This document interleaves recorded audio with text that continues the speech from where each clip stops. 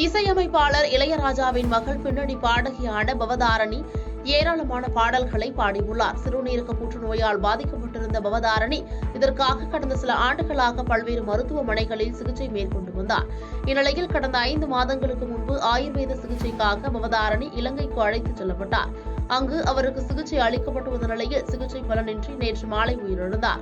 இதையடுத்து இலங்கையில் தனியார் வைத்தியசாலையிலிருந்து கொழும்புவில் உள்ள தனியார் மருத்துவமனைக்கு பவதாரணி உடல் கொண்டு செல்லப்பட்டது. பிரேத பரிசோதனைக்கு பின் பவதாரணியின் உடல் குடும்பத்தினரிடம் ஒப்படைக்கப்பட்ட பின் இன்று மாலை சென்னை கொண்டு வரப்படுகிறது.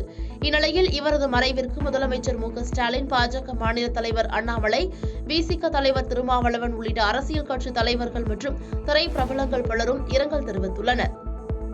பாதகம் செய்பவரை கண்டால் நாம் பயங்கொள்ளலாகாது பாப்பா, மோதி மிதித்து விடு பாப்பா, அவர் முகத்தில் உமிழ்ந்து விடு பாப்பா. அண்மை செய்திகளை உடனுக்குடன் தெரிந்து கொள்ள இணைந்திருங்கள் இயம்நாடு தொலைக்காட்சியுடன்.